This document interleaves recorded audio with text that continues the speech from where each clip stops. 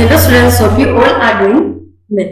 See, previously આપણે તમારો business decisions જે છે એના માટે ઇકોનોમિક્સ આપણે ભણવાના એની રિલેટેડ ઇન્ફોર્મેશન લીધી કે ભાઈ કેવા ટાઈપનું ઇફેક્ટિવ કોમ્પિટિશન હોય, how effective competition actually works in a real or practical environment, કેવી રીતે જે છે એ બિઝનેસ ફોર્મ્સ જે છે એને અફેક્ટ કરે છે અને એના રિલેટેડ ઇન્ફોર્મેશન લીધી કે ભાઈ એની લિમિટેશન શું છે.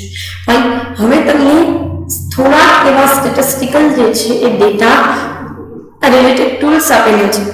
સી, સ્ટેટિસ્ટિક્સ એવો સબ્જેક્ટ છે કે જેનું યુટિલાઇઝેશન આપણે ઇકોનોમિક્સની અંદર કરીએ છીએ, અકાઉન્ટ્સની અંદર પણ પ્રોબેબલી કરશું. બરાબર. જો તમે માસ્ટર્સ કરવાના હોય તો તમારા માસ્ટર્સની અંદર એનો યુઝ આવશે.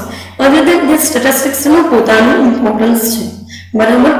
તો અહીંયા તમને થોડીક જે છે એ અકાઉન્ટિંગ અને સ્ટેટિસ્ટિક્સ જે છે એને રિલેટેડ ઇન્ફોર્મેશન આપેલી છે. જે ટૂલનો યુઝ તમે ડિમાન્ડ ફોરકાસ્ટિંગ કરવા કરી શકો છો.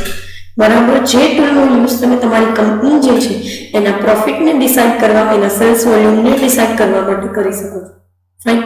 સો let us first discuss about the break even analysis.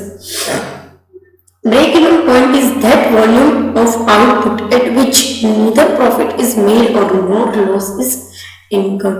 Break-even point એટલે એક એવું એનાલિસિસ છે કે જ્યાં તમે તમારી કંપનીની અંદર એવું લેવલ અચીવ કરો છો આઉટપુટનું કે જ્યાં તમને પ્રોફિટ પણ નથી થતું અને લોસ પણ નથી થતો. ઇટ મીન્સ કે જસ્ટ તમારી કોસ્ટ કવર થાય છે. બરાબર. બ્રેક ઇવન પોઈન્ટ એટલે એવું લેવલ તમને આઉટપુટનું મળશે કે જ્યાં તમારી કોસ્ટ કવર થાય છે. That's it. અધર ધેન તમે કોઈ પ્રોફિટ પણ નહીં કરો, કોઈ લોસ પણ નહીં કરો. બરાબર. ભાવે ભાવ જો માર્કેટની અંદર વેચશો તો ફાઇન. આગળ તમને કહે છે કે a business is said to be break even when total cost equal to total revenue in a period of time. બરાબર. તમે બ્રેક ઇવન જે છે એ ત્યારે બિઝનેસની અંદર અચીવ કરેલું દેખાશે જ્યાં તમારી ટોટલ કોસ્ટ જે છે એ તમારી ટોટલ રેવન્યુ સાથે ઇક્વલ થઈ જાય. ઇટ મીન્સ કે તમને કોઈ પણ પ્રકારનો પ્રોફિટ રિયલાઇઝ થાય નહીં. ફાઇન. સે ફોર એક્ઝામ્પલ કોઈ પ્રોડક્ટ જે છે 10 રૂપિયાની પ્રોડક્ટ બનાવવા માટે તમને 5 રૂપિયાની ફિક્સ કોસ્ટ લાગે છે, 5 રૂપિયાની વેરિયેબલ કોસ્ટ લાગે છે અને માર્કેટમાં તમે વેચો છો પણ 10 રૂપિયા જ. Now your cost is equal to your revenue અને અહીંયા તમે પ્રોફિટ પણ નથી કરતા અને લોસ પણ નથી કરતા. ફાઇન. આગળ તમને કહે છે કે this analysis, the analysis of sales and cost to know the break-even point, profit and loss, margin of safety, etc. is said to be break-even analysis. બરાબર. પ્રોફિટ અને લોસ, માર્જિન ઓફ સેફટી જે છે બરાબર એ જાણવા અથવા તો cells અને cost જે છે એનું મિકેનિઝમ કેવું છે એ જાણવા તમે જે વસ્તુનું એનાલિસિસ કરો છો એને કહેવાય છે બ્રેક ઇવન એનાલિસિસ. આગળ જતા તમારે પ્રોફિટ લોસ અને સેલ્સ કોસ્ટ જે છે એના સિવાય માર્જિન ઓફ સેફટી પણ ભણવાનું આવશે જેને MOS કહેવાય છે. બરાબર. શોર્ટની અંદર તો માર્જિન ઓફ સેફટી જે છે એક એવું લેવલ તમને મળશે કે જ્યાં તમે આઉટપુટને સ્ટોપ કરી શકો છો. બરાબર. જેનાથી નીચે આઉટપુટ કરવાથી તમને એક્સ્ટ્રા ઓર્ડિનરી કોસ્ટ લાગી શકે એમ હોય. બરાબર. તો માર્જિન ઓફ સેફટી જે છે એનું તમને એક લેવલ મળશે જે પછીથી આપણે ડિસ્કસ કરશું કમિંગ કન્સેપ્ટની અંદર. આગળ તમને કહે છે કે સમ ઇમ્પોર્ટન્ટ પોઈન્ટ્સ. એમાં ફર્સ્ટ કે છે વેરિયેબલ કોસ્ટ. તમે પ્રોબેબલી આ વસ્તુ અકાઉન્ટ્સની અંદર ફેસ કરેલી હશે જ્યાં તમને વેરિયેબલ કોસ્ટ આપેલી હશે ઓર એલ્સ કે એને વેરિયેબલ ઓવરહેડ્સ તરીકે તમને ડિફાઇન કરેલા હશે. If you haven't considered in that part. બરાબર. અત્યારે શીખી લઈએ કે વેરિયેબલ કોસ્ટ કહેવાય કોને. The cost which varies with the output is known as variable cost. એક એવી કોસ્ટ કે જે આઉટપુટની સાથે બદલાતી રહે છે, સતત બદલાતી રહે છે, એવી કોસ્ટને કહેવાય છે વેરિયેબલ કોસ્ટ. કારણ કે જેટલું તમે બનાવવા માટે યુઝ કરશો એટલા જ રિસોર્સિસ જે છે એની કોસ્ટ તમારે પે કરવી પડે. સે ફોર એક્ઝામ્પલ મટીરિયલ જે છે એ વેરિયેબલ ઓવરહેડ્સનો ભાગ છે.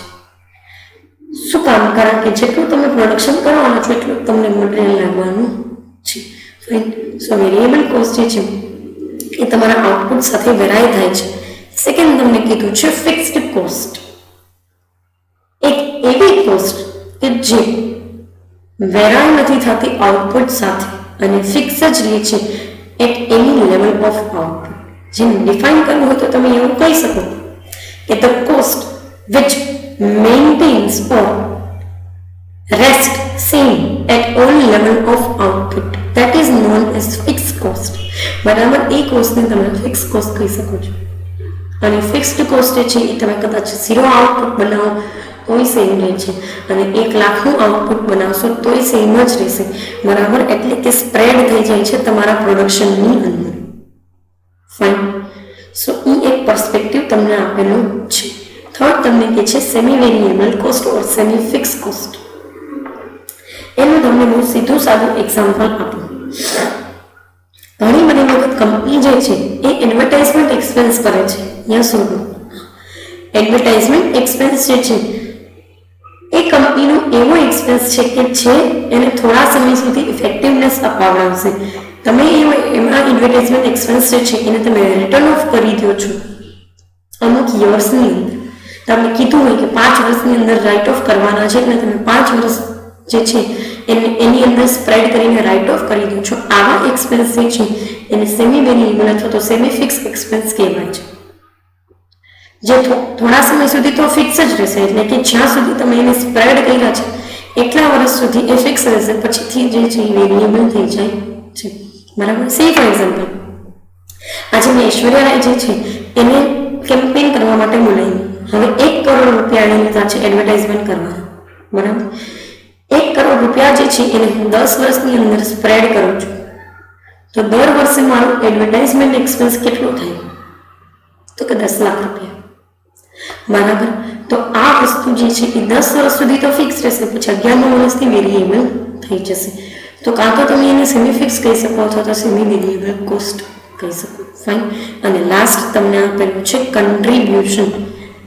કંપની જે છે એ કેટલું કન્ટ્રીબ્યુટ કરે છે પોતાના જે છે એ ઇફેક્ટિવ જે છે એ ફ્રેમવર્કની અંદર, પોતાના ઇફેક્ટિવ ઓપરેશન્સની અંદર, તો એને કહેવાય છે કન્ટ્રીબ્યુશન. શું કહે છે જોઈએ. The excess of sales over the variable cost is known as contribution. Sales જો વેરિયેબલ કોસ્ટ કરતાં વધી જાય છે તો એને કન્ટ્રીબ્યુશન કહેવામાં આવે છે.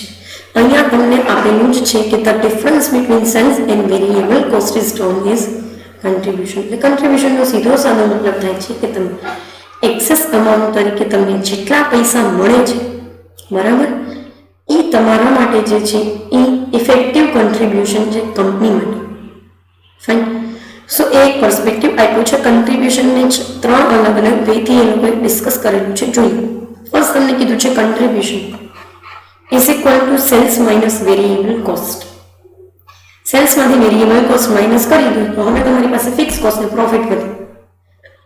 આ મેઇન મિકેનિઝમને જે છે એ કન્ટ્રીબ્યુશન કહેવામાં આવે છે. એટલે કે બેઝિકલી તમારા હાથ પર વધતા પૈસા, બરાબર, આફ્ટર ડુઈંગ સેલ્સ. આગળ તમને કહે છે કે સેલ્સ અથવા તો રેવન્યુ કોને કહેવાય? તો કે fix cost plus variable cost plus profit. બરાબર.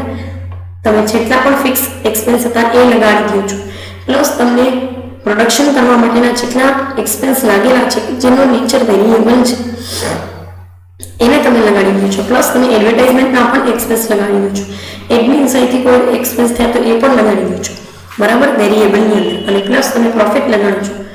તો હવે તમને સેલ્સ વેલ્યુ જે છે એ મળશે. બરાબર. તો સેલ્સ તમારું જે છે એ કોસ્ટ પ્લસ પ્રોફિટથી બનશે. Contribution is equal two fix cost plus profit. બરાબર. મેં તમને કીધું એમ, જો સેલ્સમાંથી વેરિયેબલ કોસ્ટ બાદ કરી નાખો ને તો જે કાંઈ પણ આઇટમ વધે છે એ છે ફિક્સ કોસ્ટ પ્લસ પ્રોફિટ. બરાબર. જે વિઝિબલ છે તમને દેખાઈ પણ શકે છે, અને એટલા માટે કન્ટ્રીબ્યુશન જે છે સેલ્સ માઇનસ વેરિયેબલ કોસ્ટ બને છે. સો અહીંયા પ્રૂવ થઈ ગયું છે કે ફિક્સ કોસ્ટ પ્લસ પ્રોફિટથી જો કન્ટ્રીબ્યુશન બનતું હોય તો સેલ્સ માઇનસ વેરિયેબલ કોસ્ટ કરવાથી પણ કન્ટ્રીબ્યુશન બની શકે છે. ફાઇન. સો બ્રેક ઇવન એનાલિસિસની અંદર બેઝિકલી એ લોકોએ તમને 3 થી 4 એલિમેન્ટ એક્સપ્લેન કરેલા છે. આના સિવાય એ લોકોએ તમને પીવી રેશિયો પણ આપેલો છે અને બ્રેક ઇવન પોઈન્ટની અંદર એમઓએસ પણ ડિસ્કસ કરેલું છે. બરાબર. જે કમિંગ સેશન્સની અંદર આપણે ડિસ્કસ કરશું. પર્ટિક્યુલર આ સેશન માટે અહીંયા સુધી રાખીએ. Thank you so much.